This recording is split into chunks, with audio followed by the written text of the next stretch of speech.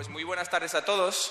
Vamos a dar comienzo enseguida a la penúltima sesión del día, pero me gustaría dedicar un minuto a daros las gracias a todos los que habéis venido aquí.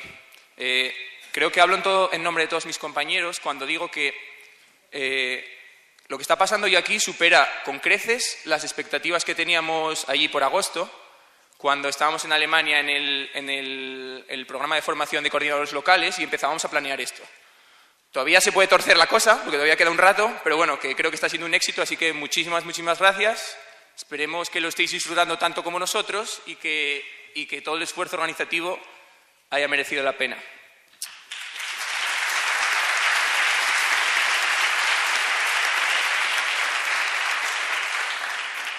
Y dicho esto, pasamos a lo que, a mi juicio, es uno de los platos fuertes del día.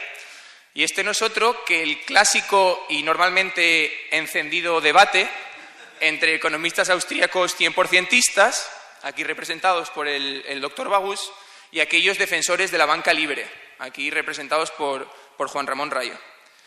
Para que ellos no pierdan el tiempo en presentar su idea de una manera básica, me han pedido que presente o que trace las líneas generales del debate para los que no estéis muy familiarizados, que sepáis un poco por dónde van los tiros.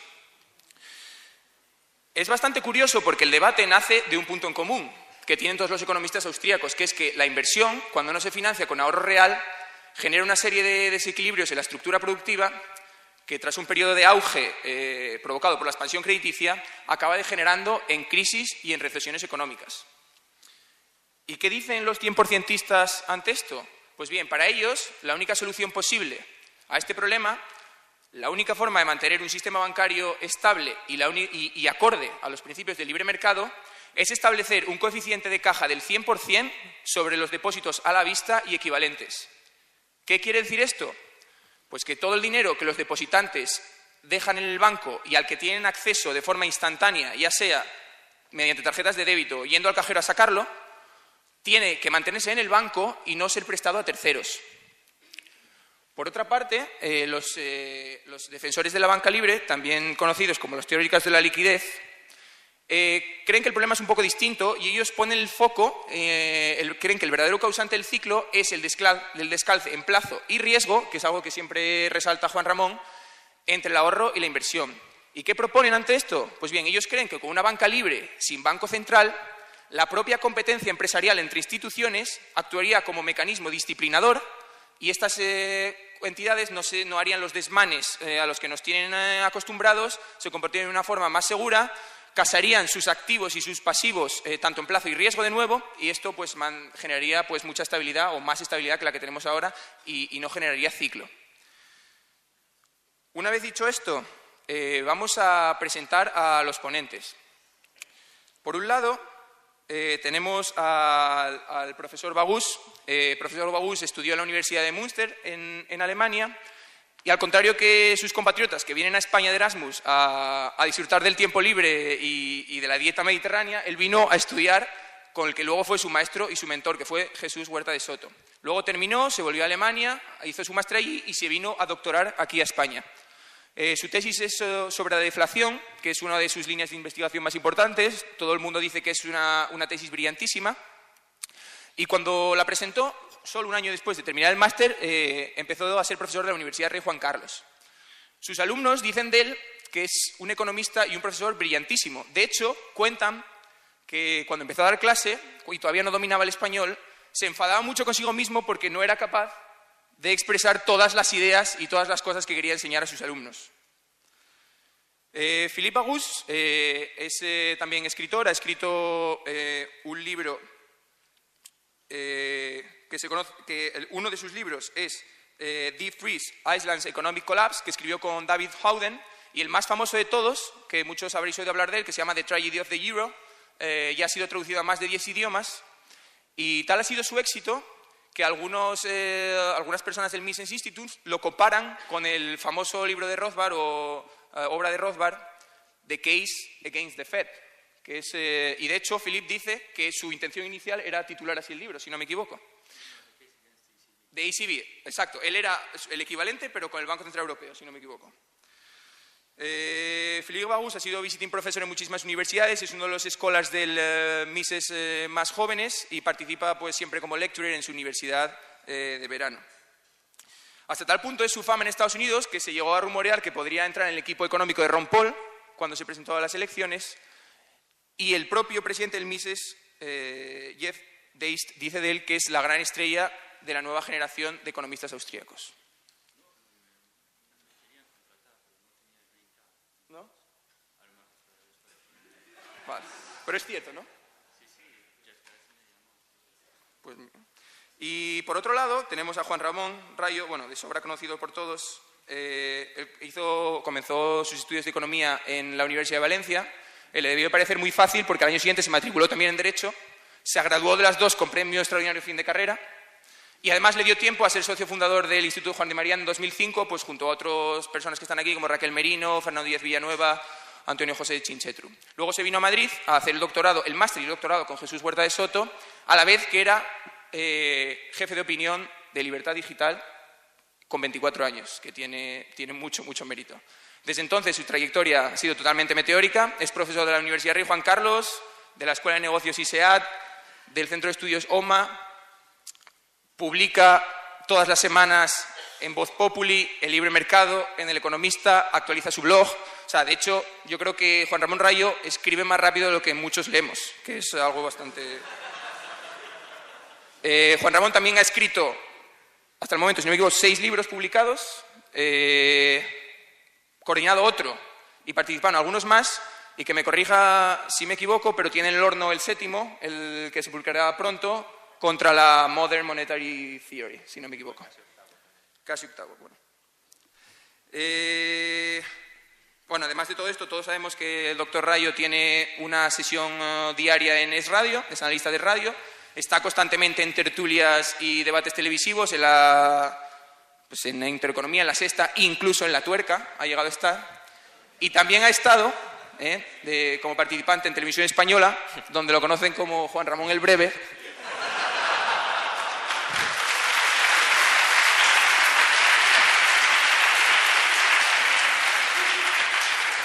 Porque tan solo duró un programa antes que los sindicatos pidieran su cabeza y el gobierno se la entregara. Eso es lo más grave. Soraya.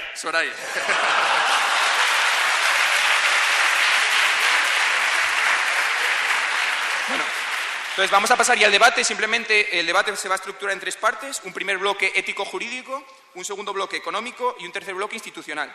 Vamos ya con el bloque ético-jurídico, van a ser turnos de 3 minutos cada uno y luego vamos a abrir el debate para así una forma un poco más espontánea. Entonces, la pregunta a la que se va a tratar de responder en este bloque es que si es válido un contrato bancario a la vista que no le obligue al banco a conservar el 100% del coeficiente de caja. Le doy la palabra al profesor Rayo. Muchas gracias, Eduardo, y muchas gracias a todos los asistentes y felicidades más que sinceras a Students for Liberty y a todas las agrupaciones locales por este magnífico congreso que desde luego es esperanzador, estimulante y ejemplarizante. Sobre la cuestión planteada, bueno, yo como socialdemócrata tibio voy a comenzar defendiendo la libertad contractual entre las partes, algo muy típico, ya digo, de los socialdemócratas, frente a la restricción a la libre voluntad de las partes que quieren imponer también muy libertariamente algunos anarcocapitalistas. Y en este sentido creo que, bueno, efectivamente hay una figura contractual que se llama contrato de depósito, que viene tradicionalmente del depositum romano, y en el contrato de depósito no es que deba haber reserva 100% o reserva fraccionaria, es que la consideración de que el depositario puede tomar las reservas está fuera del lugar a dudas, no puede. En el contrato de depósito no hay que cuantificar las reservas, no se puede tocar el tantundem, no entra a disposición del depositario. Por tanto, en el contrato de depósito ni reserva 100% ni nada, es decir, simplemente tratar de cuantificar las reservas ya es un error. En el contrato de depósito no se obtiene la disponibilidad sobre el bien depositado. Y ahí no hay ninguna duda y creo que no vamos a discutir sobre este asunto. La cuestión, como planteaba Eduardo, es si puede haber otra figura contractual donde sea una especie de, no sé si de depósito, o no, en verdad no es depósito, una deuda que sea deuda a la vista, es decir, donde el acreedor pueda acudir al deudor y reclamarle en cualquier momento que le pague lo que le adeuda. Y mi opinión es que sí, que no hay ninguna imposibilidad de que las partes pacten este tipo de contrato. Es un contrato perfectamente válido, perfectamente legítimo y potencialmente muy funcional para el buen funcionamiento de una economía de mercado. Y, bueno, o sea, es mi posición. Es decir, contrato de depósito por un lado, ahí sí, reserva 100% si lo queremos, no hay cuestión al respecto. De hecho, tocar siquiera una moneda es delito de apropiación indebida, como si en una caja fuerte pues el banquero retira lo que hay dentro de la caja fuerte y lo utiliza para lo que quiera. No puede. Pero fijaos que no hablamos de mantener, lo que os decía, el 100% de la caja fuerte. Es que es obvio que no puede meter las manos en la caja fuerte, haya lo que haya. Frente a otro contrato igualmente legítimo, que puede ser un contrato de préstamo, que puede ser simplemente un contrato de deuda, donde el deudor se comprometa a estar a las órdenes del acreedor. Es decir, que el deudor deba pagar a la vista, a la orden, a la demanda, como preferíais llamarlo, el dinero que le adeuda al acreedor. Vale, pues el turno ahora mismo es del doctor Bagus. Vale, buenas tardes a todos. Muchas gracias por la invitación a este evento. Voy a empezar con lo que pienso sobre el tema. De hecho, muchos liberales piensan que todo en una sociedad libre, todo acuerdo mutuo voluntario sería válido. En plan, todo vale, que es un poco ingenuo. Porque no vivimos en un vacío legal. Hay instituciones como el derecho que surgen espontáneamente, como sabemos. Ejemplos de contratos de mutuo acuerdo que no son válidos. Ejemplo, un asesinato, ¿no? Es un acuerdo mutuo. A contrata a B para matar a C.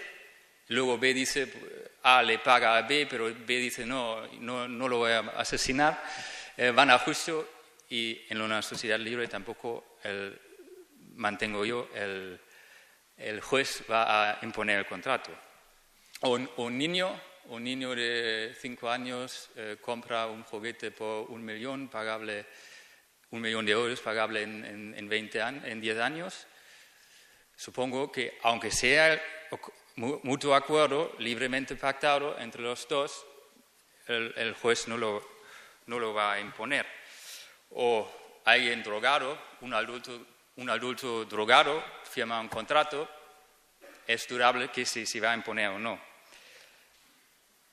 Puede haber también incompatibilidad entre las declaraciones de voluntad, ¿no? Tengo un alumno chino y podría darse el caso que yo pienso que he dicho que le voy a comprar, le voy a vender mi coche y él piensa que lo está alquilando. Es perfectamente compatible porque él no habla muy bien español o inglés y yo no hablo chino.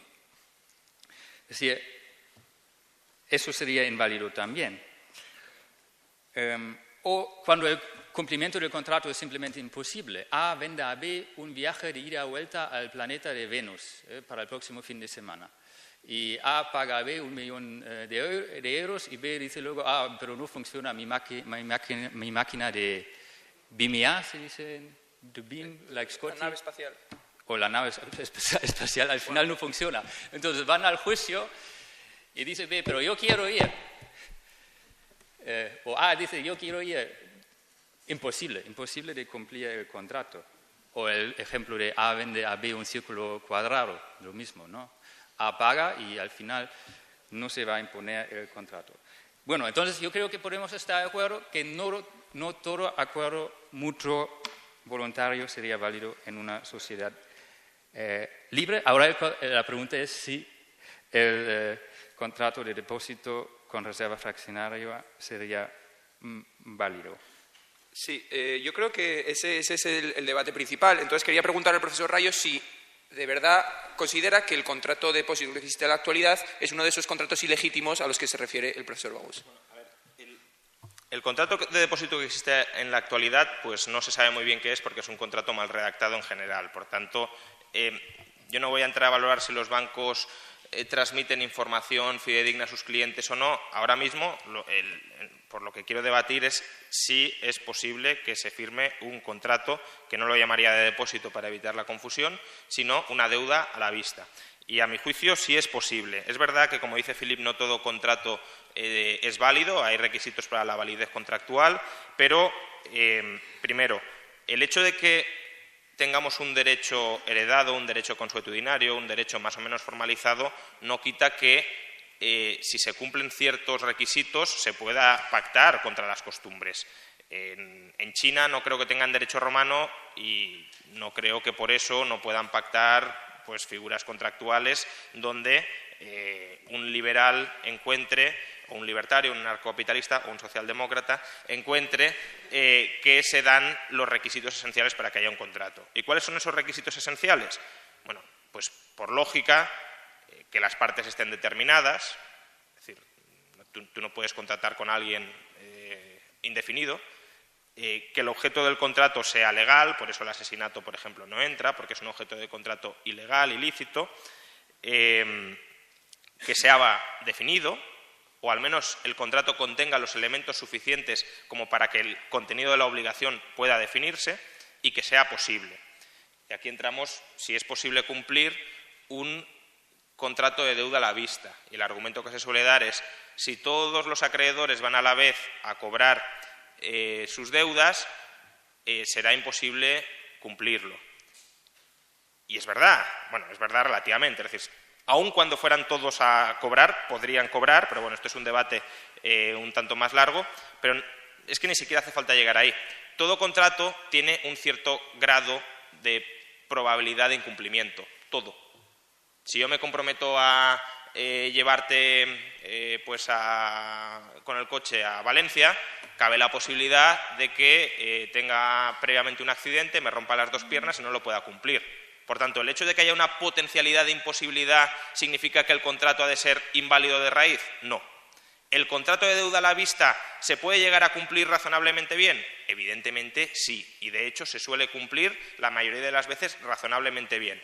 Por tanto, el hecho de que con una pequeña probabilidad haya un cierto riesgo, que las partes además valoren, tampoco estoy entrando a que las partes no sepan qué están contratando o que una quiera contratar un depósito o la otra un préstamo. Las dos quieren contratar una deuda a la vista, las dos pactan una deuda a la vista, las dos conocen el riesgo de la deuda a la vista y ese riesgo evidentemente se puede llegar a materializar. También se puede llegar a materializar el riesgo de que te roben la cosa depositada, de que haya un terremoto y lo pierdas, etcétera, etcétera. Por tanto, riesgos siempre hay. Riesgos de incumplimiento contractual siempre hay. El hecho de que existan riesgos para incumplir no imposibilita el contrato. Y luego, aunque se pactara un objeto imposible, si estuviese especificada la indemnización por incumplimiento, a mi juicio sería válido el contrato. Es decir, si tú pactas, me llevas a la luna y en caso de que no cumplas me das 1.000 euros, eso para mí es un contrato equivalente a te prometo dar 1.000 euros.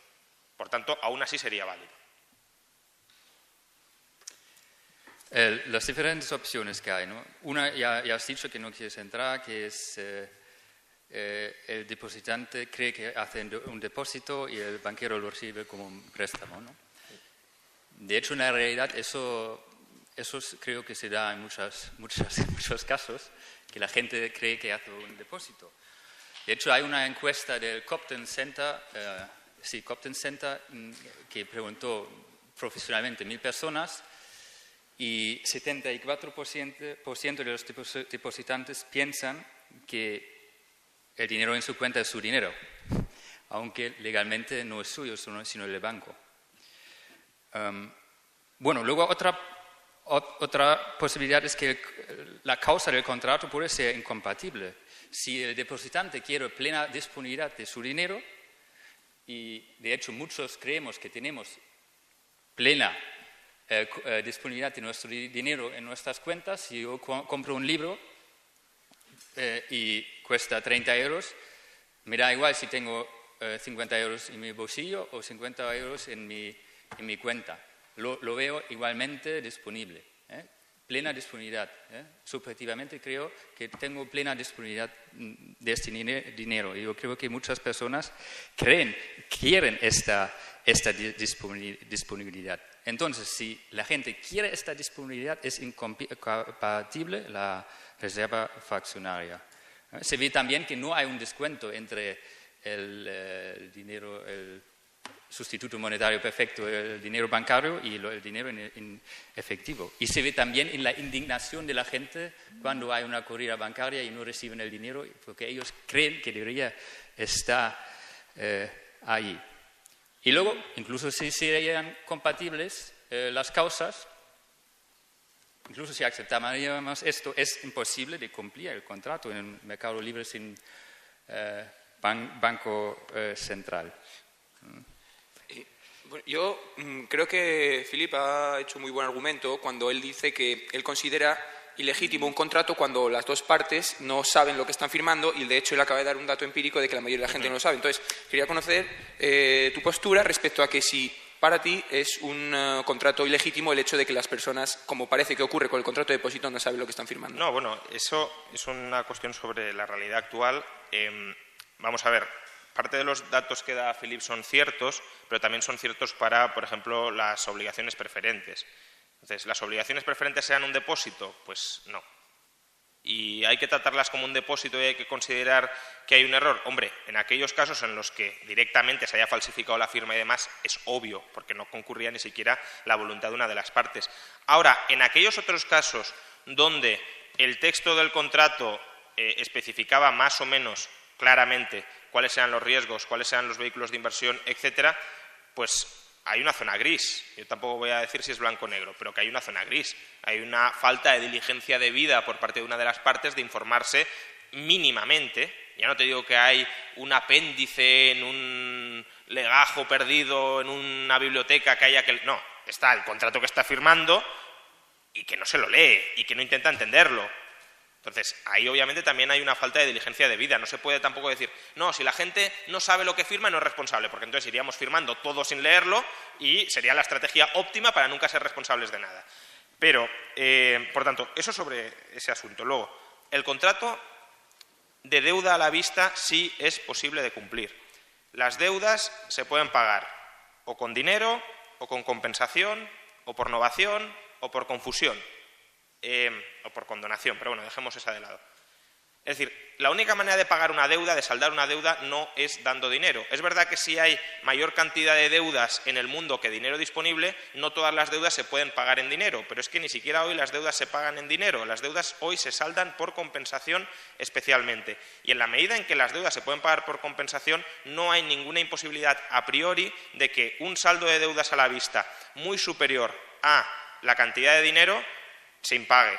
Pero es que además este argumento también se podría extender para las deudas a un día, para las deudas a un mes, porque no seremos capaces de movilizar todos esos saldos monetarios para saldar esas deudas.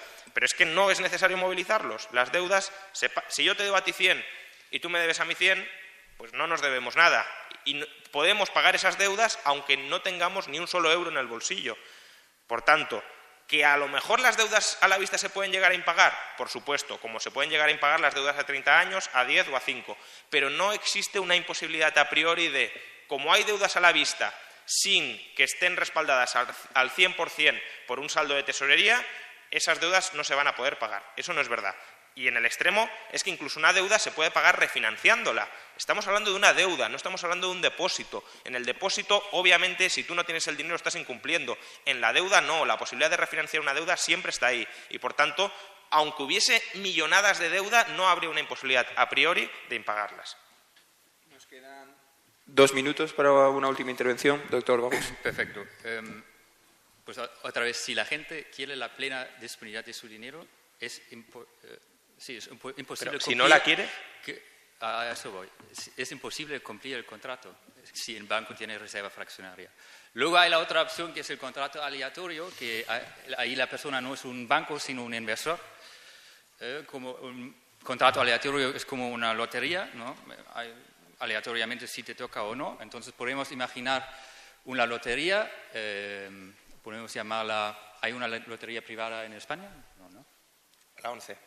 La 11, vale. La 11, vale. La 11 vende billetes a €1 y dice que puedes ir a cualquier momento para canjearlos y en ese momento vamos a ver si te toca. Si te toca, recibes €1 y un interés del 1%, 1,01 a un año. Y si no te toca, pues tienes porque a lo mejor muchos vienen el mismo día, tienes mala suerte, entonces no te toca nada. Entonces, ahí simplemente puedo comprar 100 billetes y si tengo suerte me toca o no me toca. Aquí no veo ningún problema en este contrato tampoco. Pero yo veo, no creo que muchos lo harían y está claramente contra la naturaleza del dinero. Porque el dinero es para reducir la incertidumbre del futuro y el contrato aleatorio no. Y por eso tenemos dinero en nuestro bolsillo para reducir la incertidumbre del futuro en el equilibrio. No necesitamos tener dinero. El contrato aleatorio está en contra de esta función del dinero. Yo he leído vuestra tesis sobre el contrato aleatorio, pero primero, creo que no existe solo la opción del contrato aleatorio. Creo que existe la opción de préstamo a la vista, de deuda a la vista, sin necesidad de que sea préstamo, que son figuras contractuales que también permitirían llegar a algo parecido a pues una deuda, un pasivo bancario que no tenga un saldo de tesorería 100% detrás. Por tanto, no hay por qué reducirlo al contrato aleatorio. Aunque el contrato aleatorio no fuera un buen modo de canalizar eso, podría haber otras figuras que son además las que creo que los que defendemos la banca libre creemos que es como se canalizaría esto y como históricamente se ha canalizado. Pero es que además en el tema del contrato aleatorio, a ver, que el contrato aleatorio dependa de la probabilidad no atenta necesariamente contra la naturaleza del dinero. Si la probabilidad es extremadamente alta, la incertidumbre es muy baja. Es decir, si me dices, no, vale, depende del azar, pero tienes el 99,9% de probabilidades de cobrar. Pues entonces, vale, sí, es aleatorio, pero es bastante cierto. Pero es que incluso la gente suele utilizar como medios de pago activos que no son ciertos. En la última crisis hemos visto que se ha utilizado incluso como medios de pago las cédulas hipotecarias, que no digo que es algo prudente financieramente ni algo recomendable dentro de un sistema financiero funcional, pero yo no prohibiría eso. Es decir, si nos ponemos a prohibir todo lo que creamos que no es funcional, en lugar de permitir que sea la competencia de mercado lo que castigue o premie lo que es funcional o lo que no, pues al final nos quedamos pues con el sistema financiero que a mí me parece que hay que diseñar porque creo que funciona bien, que al final es una planificación centralizada del sistema bancario, al margen incluso de los principios generales del derecho, porque es que aquí estamos hablando no de algo que vaya en contra de principios generales del derecho, sino algo que encaja en principios generales del derecho, como creo que no funcionará correctamente desde un punto de vista económico, restringirlo. Y eso es peligroso. Por tanto, contrato aleatorio no tiene por qué ser la única base de la deuda a la vista y, aunque lo fuera, no veo que ello vaya en contra necesariamente de la naturaleza del dinero, como no lo va pues un depósito a 3 meses, que mucha gente lo utiliza también como saldo de tesorería prácticamente. Tenemos que pasar al bloque siguiente. Si quiere añadir algo más el profesor Bagús, porque tuvo un turno menos. Solo que el préstamo a la vista es un equivalente a un depósito, con lo cual todas las implicaciones. No, el préstamo a la vista. No, el préstamo a la vista es que quiero decir, lo que no podéis es decir,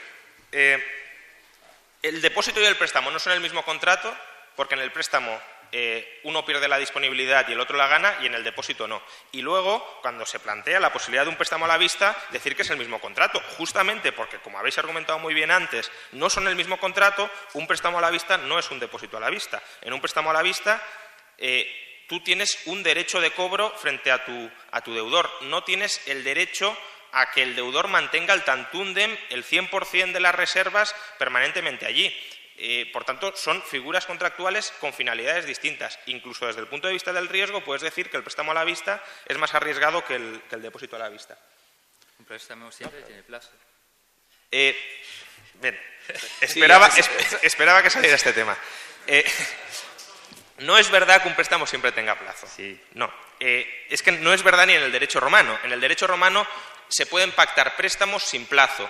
Y si no se pacta un préstamo sin plazo, el derecho romano entiende que el préstamo es pagadero a la vista. Es decir, que el acreedor puede exigirle al deudor en el momento que quiera que pague cuando quiera. Pero es que, más, tú en un préstamo puedes tener un plazo que sea posdeterminado. Es decir, un préstamo a la vista no es que no tenga plazo, es que no tiene un plazo definido a priori, pero sí lo define a posteriori, porque cuando el acreedor le dice págame, ese es el plazo. El plazo es en este momento. Luego, tú puedes articular un contrato de préstamo que sea a todos los efectos igual al préstamo a la vista, que es un préstamo a 100 años con cláusula suspensiva. ¿Suspensiva en qué sentido? Le das al acreedor la posibilidad de suspender el contrato en el momento en el que él quiera, y eso el derecho romano también lo admite. Por tanto, un contrato a 100 años con préstamo con cláusula suspensiva es equivalente. Y luego, y por último, es verdad que las dos grandes categorías de contrato real dentro del derecho romano son el contrato de depósito, para lo que nos afecta, el contrato de depósito y el contrato de préstamo, pero no son esas las únicas figuras contractuales que existen. Las obligaciones en el derecho romano surgen de las promesas verbales, de las promesas escritas, de los contratos reales y de los contratos personales. Una promesa verbal, las stipulatio, que eran las estipulaciones, que eran la forma estándar de contraer obligaciones en Roma, permite perfectamente, con plazo, sin plazo, hacer lo que dé la gana. Una estipulación permite, respetando obviamente pues la voluntad de las partes, etcétera, permite pactar lo que se quiera y por tanto una deuda a la vista, por eso decía que no solo es depósito y préstamo, deuda a la vista, yo te prometo que te voy a dar 100 cuando tú me lo pidas. Eso es un contrato perfectamente válido y es un contrato de deuda a la vista y es al final lo que hacen los bancos. Pues un préstamo donde no hay un plazo mínimo implícito no tiene ningún sentido. Incluso si yo te presto un DVD y no pactamos plazo, al menos implícitamente tiene que darte tiempo a verlo. Entonces siempre hay un plazo. Pero, a ver, pues primero, podría ser un plazo de un segundo. Pero no puedes ver el DVD en un segundo. ¿No puedes ver? El DVD en un segundo.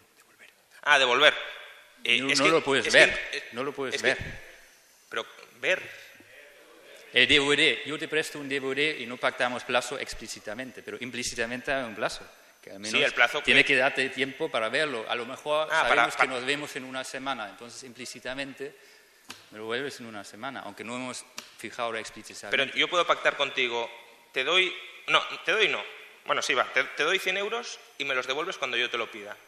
¿Eso porque no es un contrato válido?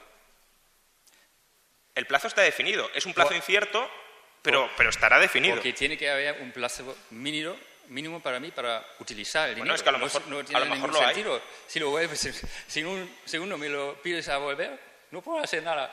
Pero es que a lo mejor lo hay. Para verlo. Y bien de consumo, un segundo lo miro. No estoy diciendo, ahora no estoy hablando de un préstamo un segundo, estoy diciendo, te presto 100 euros y tú me lo devuelves cuando yo te lo pida. Ahí puedes tener perfectamente un plazo mínimo para tú usar el bien, porque no sabes cuándo te lo voy a pedir. Pero hay un plazo mínimo. No lo puedes pedirme en un segundo. Lo puedo pedir cuando yo quiera, que eso es la deuda a la vista. Pero no puedo hacer nada en un segundo. Imagínate que te digo, te presto 100 euros... y cuando yo te lo pida, me lo devuelves con un plazo posterior de preaviso de un día. ¿Eso sería válido? Porque eso lo hacen muchos bancos también y operan así. Pues en un día no puedo hacer nada con el dinero. Con el dinero, a un segundo se pueden hacer muchísimas cosas. El high frequency trading es que son milésimas de segundo para ganar muchísimo dinero. Por tanto, que no se puede hacer nada con dinero... No se puede hacer nada a lo mejor que nos gustaría a nosotros, pero desde luego se pueden hacer muchas cosas con micras de segundo. Y, por tanto, pero la cuestión es, ¿por qué yo, un contrato, te doy 100 euros y me los devuelves cuando yo te lo pida, o otro contrato equivalente, prometo que te daré 100 euros cuando tú me lo pidas? Tú no me has dado nada, es simplemente que yo me obligo a mí mismo, porque me da la gana, a darte a ti 100 euros cuando tú me lo pidas. ¿Por qué? Ese contrato atenta contra la voluntad de las partes o contra los principios generales del derecho. No, es un regalo, me regalas 100 euros y ya está. No hay ningún problema. Pero es que los bancos hacen eso. Los bancos compran promesas de pago a otra gente a cambio de sus promesas de pago. Yo tengo una promesa de pago, o sea, Eduardo me debe 100 euros y tú me dices, te compro esa promesa de Eduardo a tu favor a cambio de una promesa de pago contra mí. Entonces, ahí no hay ni siquiera préstamo de dinero, de entrada de dinero en el banco. Lo que hay es un intercambio de promesas de yo te daré 100 a cambio de que Eduardo, que me tenía que dar a mí 100, te los dé a ti. Y todo eso yo creo que es perfectamente válido y perfectamente legítimo, aunque sea a la vista. Pagaré son legítimos, sí, sí. Vale, pues entonces estamos de acuerdo. Bueno, se ha alargado un poco más de la cuenta esta parte. Vamos a pasar a la segunda parte, que yo creo que se puede fusionar con la tercera, porque vamos un poco cortos de tiempo. En esta parte va a ser un debate económico e institucional y se tratará de responder a las siguientes preguntas.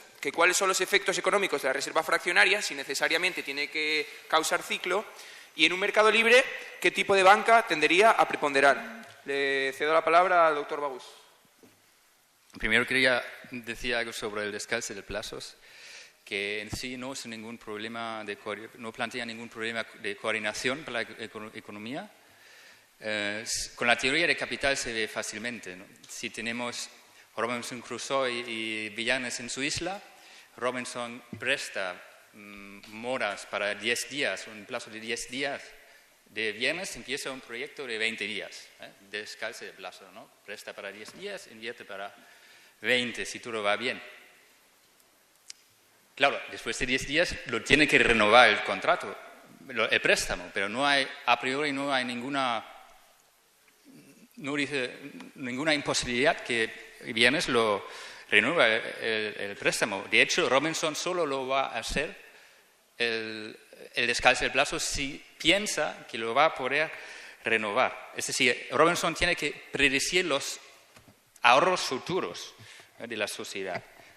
Y claro, si entran más personas, no solo viernes, sino otras personas, después de 10 días lo puede renovar con otra persona. Es decir, no hay ningún problema. El problema surge cuando hay un descalce de plazos excesivo por el intervencionismo, por el Banco Central, que da garantías al descalzador, al banco, o el gobierno lo rescate en problemas, o la reserva fraccionaria, la expansión crediticia que crea más dinero en el futuro, lo que hace más fácil la renovación.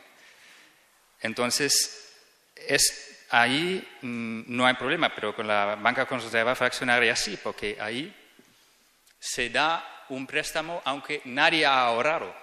En el caso de Viernes, sí, Viernes ha ahorrado para 10 días y posiblemente va a ahorrar otra vez para 10 días, pero cuando la banca con reserva fraccionaria crea nuevo dinero, sustitutos monetarios perfectos, nadie ha ahorrado, y si con este dinero la gente invierte, pues hay una descoordinación entre el consumidor o los ahorradores y los inversores. Los consumidores ahorradores siguen consumiendo en el mismo ritmo como antes y se ha creado más dinero y se ha empezado un proyecto adicional de inversión,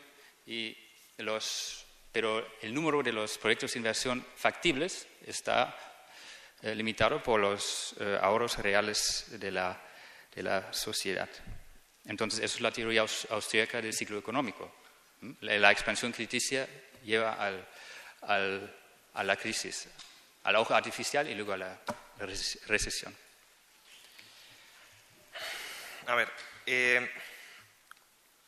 yo obviamente a partir de aquí voy a hablar de reserva fraccionaria como deudas a la vista no respaldadas al 100% por caja, porque ya he dicho que la reserva fraccionaria dentro de un contrato de depósito pactado por ambas partes no es legítima. Por tanto, no voy a hacer una defensa de eso ni de sus consecuencias económicas.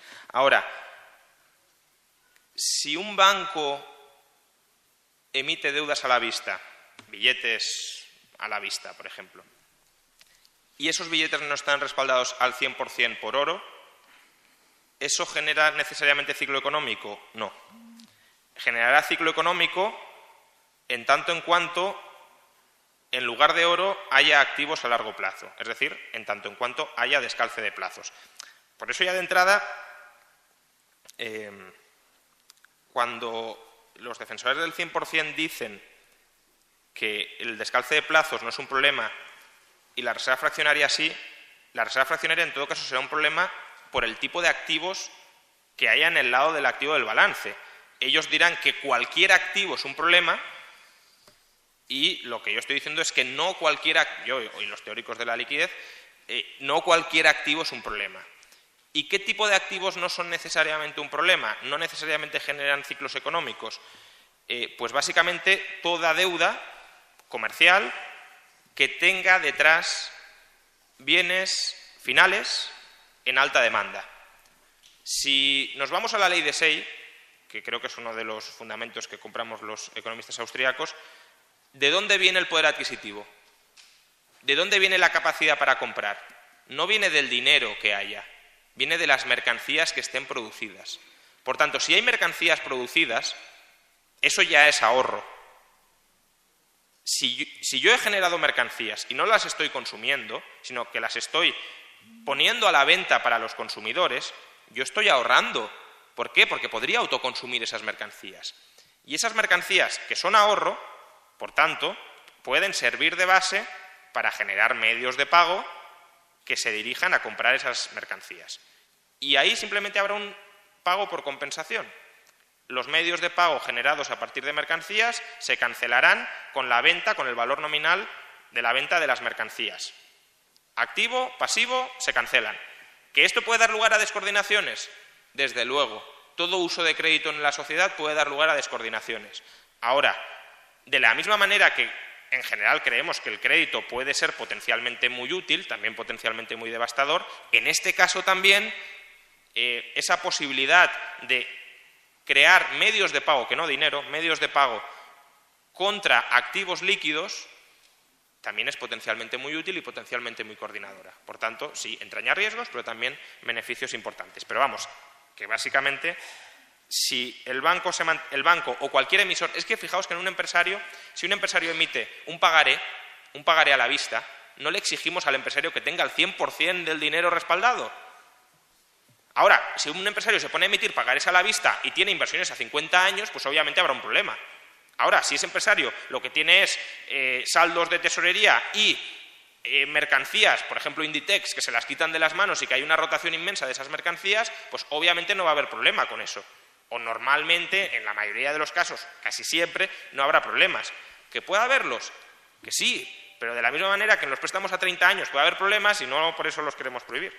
Antes de darle el turno al profesor Baús, creo que hay algo interesante que se puede clarificar, que es cuando el profesor Rayo hablas de emitir por la parte del pasivo unos billetes respaldados por unas deudas comerciales a muy corto plazo y de pago seguro, o sea, de cobro seguro, ¿cómo se eligen las deudas que son suficientemente seguras? Quiero decir, habrá que analizar acreedor por acreedor. Claro, es que, a ver, esa es la función del banco.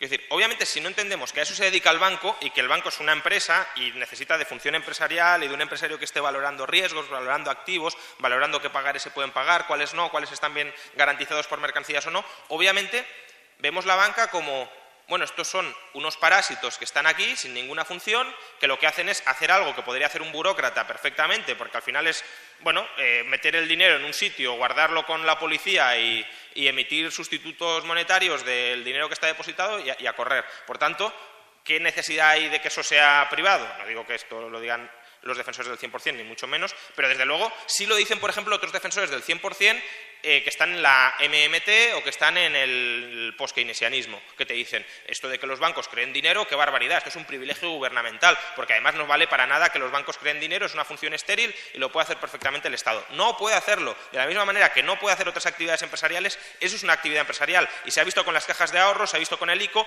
que el Estado no sabe discriminar buen y mal crédito, y esa es la función básica del banco. Entonces, esto es como decir, ¿cómo un banquero va a discriminar buenos deudores de malos deudores en hipotecas a 30 años? Pues bueno, es que esa es su función. Pues varias cosas. Dices que como los bienes están en proceso productivo, todavía ya son un ahorro. Bueno, entonces se podría mantener que todo el proceso productivo sería un ahorro, que es verdad, pero es el ahorro desde el principio, no es cuando están ahí para ser vendidos, sino desde el primer momento ya hay el ahorro. Entonces, desde el primer momento también se podría hacer una expansión crediticia, si sigo tu lógica. Y los tipos de activos, no digo que son totalmente irrelevantes, pero si imaginamos una empresa que antes no se descontaba sus letras con expansión crediticia, ahora lo hace, si liberan fondos que antes no tenía, ahora tiene más liquidez, ahora tiene más dinero, entonces lo puede invertir esta empresa. ¿Dónde lo invierte? ¿Dónde le da más rentabilidad? ¿Y dónde le da más rentabilidad? Probablemente en un proyecto más a largo plazo, ¿no? Entonces, esto no, que solo se descuenten letras a 30 días, no restringe que el dinero al final, el nuevo dinero creado por la expansión crediticia, empieza financiando proyectos de larga duración. Y también el mercado de crédito está conectado, ¿no? Si inyecta más dinero a corto plazo el mercado de crédito, también afecta a los tipos de interés a largo plazo. Sí, pero que ahí el problema es el descalce. Otra vez, el descalce en sí no es un problema. Porque pero estás diciendo que el problema es invertir a largo plazo saldos de tesorería. Sí. Eso es el descalce. Tú puedes tener un préstamo a largo plazo de 30 años, tú puedes tener tu equity, tu capital, y ahora se liberan fondos, ¿no? De repente tienes más liquidez y lo puedes invertir ahí donde hay más rentabilidad. Eso puede ser a largo plazo, un proyecto a largo plazo. Y otra vez se puede renovar el mes siguiente emites otra vez las letras, lo puedes renovar 30 años. Pero entonces el problema es el descalce. Es decir, si el problema es una deuda que está renovando durante 30 años para financiar inversiones a largo, estoy de acuerdo que eso es un problema. Es un problema porque no se dirige a financiar bienes de consumo en alta demanda, sino que se dirige a financiar inversiones que van a proporcionar los bienes de consumo en el futuro. Entonces, claro, tú estás creando poder adquisitivo presente para bienes que ni siquiera existen hoy. Y eso sí que es un problema. Ahora, generar poder adquisitivo para bienes que se han acabado de crear y que ya están a la venta, es que tienes oferta de bienes y demanda de bienes. Por tanto, eso me puedes decir que evita la deflación y que entonces lo puedes considerar inflacionista. Vale, pero es decir, estabilidad de precios se puede definir como inflacionista, pero no necesariamente. Es decir, al final estás aumentando la velocidad de circulación del dinero, por decirlo un poco más en jerga económica. ¿Un aumento de la velocidad de circulación del dinero es necesariamente inflacionista? ¿Es necesariamente generador del ciclo económico? Yo creo que no. El problema es que no hay un aumento en los ahorros reales. Sin embargo, se empieza un nuevo proyecto de inversión. Pero gracias a la expansión crediticia del banco que ha descontado la letra. Yo no estoy en contra de descontar una letra si es con ahorros reales que tiene el inversor o el banco, ¿no? Que el banco recibe un depósito a 3 años y con este dinero descuenta una letra, no hay ningún problema. Pero si crea nuevo dinero, pero es que entonces es ahorro real. Es decir, el que tiene un billete de banco y no lo cobra, está ahorrando.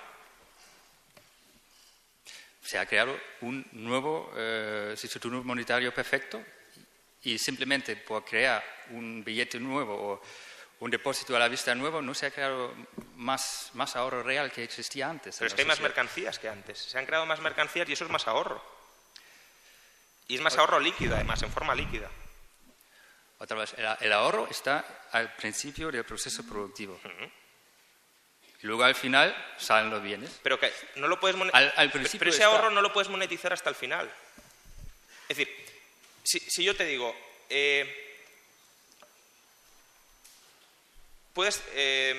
trabaja para mí, ¿bien? Y no te voy a pagar porque no tengo ahora dinero.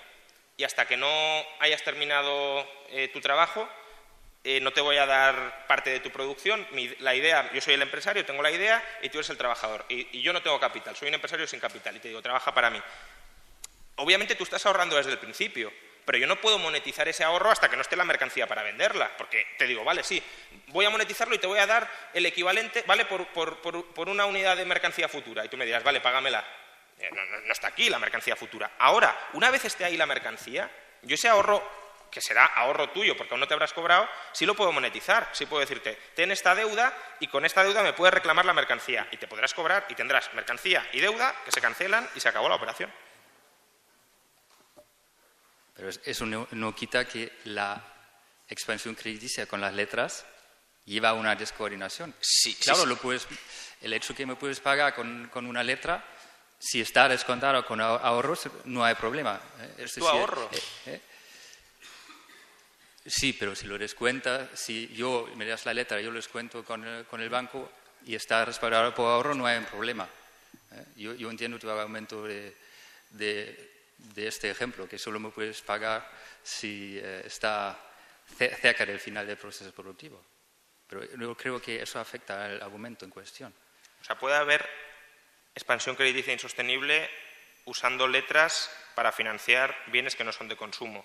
Efectivamente, en eso estamos de acuerdo. Ahora, puede haber expansión crediticia sostenible utilizando letras, pagarés o lo que queramos, deudas a la vista para financiar la circulación de mercancías una vez producidas y no generar eso ninguna distorsión. Totalmente, vamos, que esa es mi opinión. Bueno, pues no tenemos, yo por mí estaría aquí toda la tarde, pero no tenemos tiempo para más. No sé si alguno que entró como 100%ista ha salido como teórico de la... Profesor Bastos, no hay tiempo para preguntas. ¿Las puede hacer usted fuera? Bueno, para el profesor Bastos sí hay tiempo. Tiene SAMU. ¿Quiere comentar algo? No, solo una pregunta.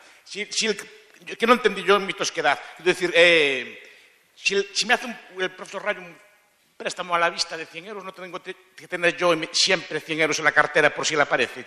Entonces tengo que tener 80 y 20, por ejemplo, en deuda de Gowix, por ejemplo, o Caramelos Fiesta, por ejemplo. Entonces, tiene que darme un plazo para hacer líquido esos 20... Una cosa es que por prudencia tú tengas que tener activos líquidos... ¿Cuánto tendría que tener? Bueno, si tú me debes... A ver... ¿Cuánto tengo, el mes que viene tengo que hacer frente a un pago de la matrícula? ¿Cuánto es prudente que yo tenga en líquido para poder hacer frente con seguridad a ese pago de la matrícula? El pago de la matrícula. Bueno, o no, pero lo puedo invertir en un depósito a un mes. El profesor Rayo está poniendo un plazo. Ya dice, la semana que viene tengo que... Ya sabe que no es a la vista lo que está usted diciendo. Lo que estás diciendo. Quiero decir... Tú me dices... ¿Cuánto tengo que tener para gastos sanitarios inciertos? A ver, no es incierto. Es mi reserva y es empresarial también. Pero tú me prestas 100 euros. Ahí a la vista, cuando yo pilles por la calle, me coges los 100 euros. O sea, quiero decir, si yo para no incumplir tengo que llevar 100 euros en la cartera, siempre. Si no, entonces, ¿cómo hago? Tienes que tenerlos cuando tú me los pidas, no antes. Cuando me los pides, y si me pides en la calle, me los pides... Pues por eso tengo que tener los 100 euros en la cartera. Por eso los bancos mantenían una cierta reserva, porque decían, no todo el mundo va a venir a la vez... Pero algunos sí pueden venir. A ti no te valdría que yo te devolviera 90. Ya te pagaría el resto. Porque el resto entonces ya implica un plazo. Dice, te lo tienes que darme mañana a las 12. Entonces tengo un plazo de 24 horas. Entonces ese es el plazo de crédito. Me tienes que poner algún tipo de plazo o algún tipo de preaviso. No, el plazo es cuando tú me lo pidas. Cuando tú me lo pidas. Ese es el plazo. Entonces tengo que llevarlo a la cartera siempre. No, porque no todo el... A ver, si la gente presta dinero a la vista no es para volverlo a pedir de inmediato, entonces sería absurdo. Entonces, de inmediato habrá que fijar algún tipo de... Una cosa es que existe la posibilidad de que todo el mundo venga a pedirlo a la vez, pero esa es una posibilidad muy remota y muy improbable. A mí, tú me prestas el coche a la vista o 100 euros a la vista. Yo lo entiendo.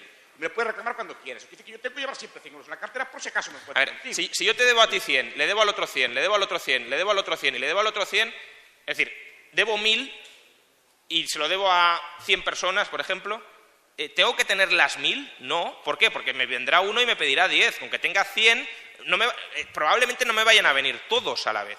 Por tanto, sí tendré suficiente para atender el ritmo regular de... Eso regular, eso es... pero en cuanto me aparezca el quinto, ya entro yo en default. Y ya me puede denunciar por no tener el dinero a la vista. Vale. Tendré que tener el 100%. Como quien debe dinero a 30 años... Como quien tiene dinero a 30 años... Como quien debe dinero a 30 años y puede no pagar su deuda. Y puedes ir a los juzgados y puedes entrar en default. Bueno, sí, pero que todo eso entra dentro del contrato de deuda a la vista. Bueno, tenemos que finalizar ya. Hay un descanso de 15 minutos antes de la siguiente conferencia, que es la última ya. Muchas gracias a todos.